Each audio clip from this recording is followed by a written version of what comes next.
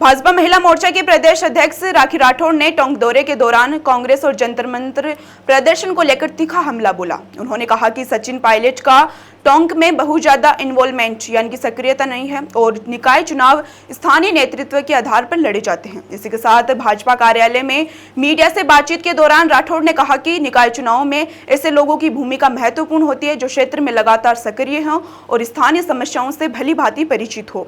उन्होंने दावा किया कि भाजपा इस बार निकाय और पंचायत राज चुनाव में महिलाओं को 33% से अधिक भागीदारी देगी। राठौड़ ने कहा कि राज्य और केंद्र सरकार महिलाओं के सशक्तिकरण के लिए लगातार काम कर रही है।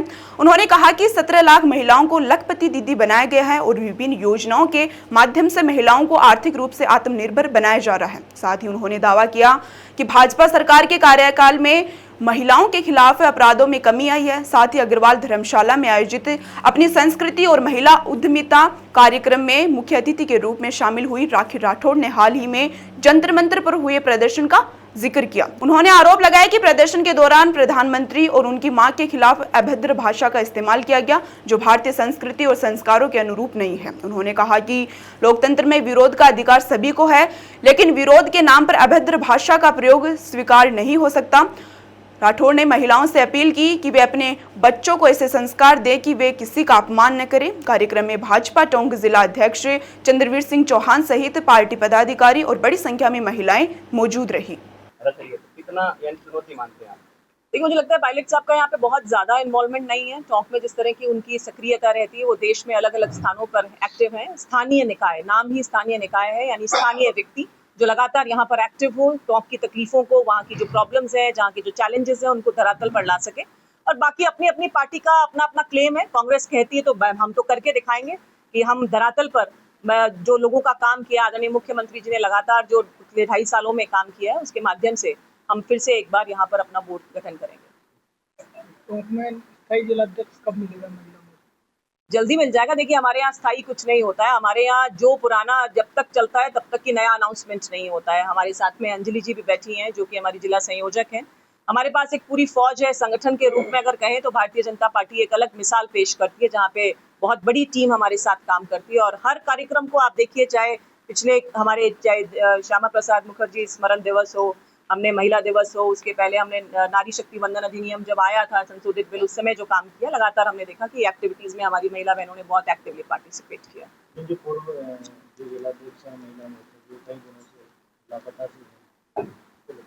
देखिए, कई बार पारिवारिक जिम्मेदारियां होती हैं जिसके लिए महिलाओं के लिए, देखिए मैं इस महिला मोर्चा के अध्यक्ष के रूप में इस बात को बहुत ही अच्छे से रखना चाहती हूँ। कई बार पारिवारिक जिम्मेदारियां जब भी कभी होगी तो महिला ही सबसे पहले वहां पर काम करने के लिए जाना पड़ता है, उनको अपनी परिवार की देखभाल के लिए।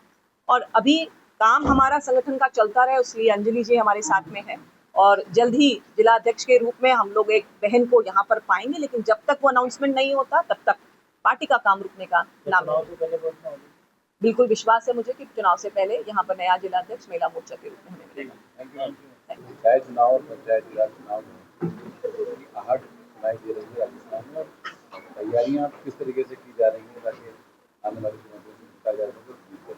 देखिए, अभी निकाय और पंचायत राज चुनाव, इसको लेकर के संभाग स्तर पर हमारे अशोक जी परनमी इस संभाग के संयोजक हैं और उनके साथ 3 सदस्य हमारी टीम में देवजी पटेल और ज्योति मिर्धा, उनके नेतृत्व में एक संभाग की बैठक हुई है और उसमें निश्चित रूप से हमारे जो भी नगर पालिका और नगर परिषद क्षेत्र है, इनमें अच्छे कार्यकर्ता, जो काम करने वाले कार्यकर्ता हैं, जनता के बीच में रहते हैं, उनकी एक बैठक भी हमने यहाँ रखी है। और हर नगर परिषद और नगर पालिका क्षेत्र से ऐसे कार्यकर्ताओं की सूची भी हम बना रहे हैं और जनता की किस प्रकार की समस्याएं हैं या किस प्रकार से उनका निराकरण हो, किस प्रकार से सरकार के सहयोग के माध्यम से हमारे कार्यकर्ता गली गली घर घर घूम करके, चाहे उनके पट्टे वितरण का काम हो, चाहे उनके हमारे मुख्यमंत्री के नेतृत्व में आप देख रहे हो लगातार शहरी शिविरों के माध्यम से हर व्यक्ति को अपने मकान का पट्टा मिलना चाहिए।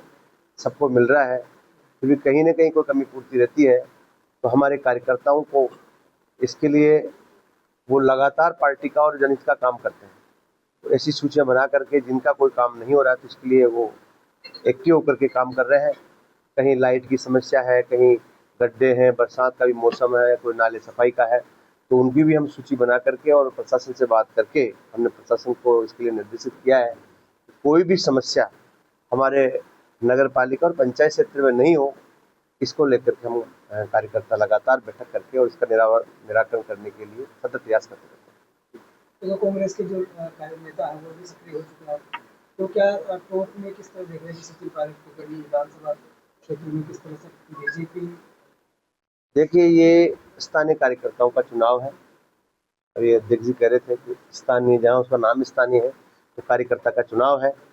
आम जन में जो रहता है, जनता की सेवा करता है। और आप देखते हो भारतीय जनता पार्टी का हमारा स्थानीय कार्यकर्ता, चाहे हमारा मंडल का अध्यक्ष हो, चाहे हमारा बूथ का अध्यक्ष हो, शक्ति केंद्र का हो, तो लगातार सरकार की जन कल्याणकारी योजनाओं के माध्यम से आम जन की सेवा करता है। तो निश्चित रूप से उनका चुनाव है। पायलट साहब बड़े नेता हैं। हमने पहले भी कहा था कि वो पधारते हैं तो किस प्रकार से उनकी बैठक होती है। हम पार्टी के कार्यकर्ता, आप प्रतिदिन आप भी मीडिया के बिंदु देखते हो पार्टी कार्यकर्ताओं का या पार्टी कार्यालय पे, कि हमारे विधायकगण लगातार कहीं न कहीं केंद्र बना के जनसुनवाई करते हैं, उनका निराकरण करते हैं।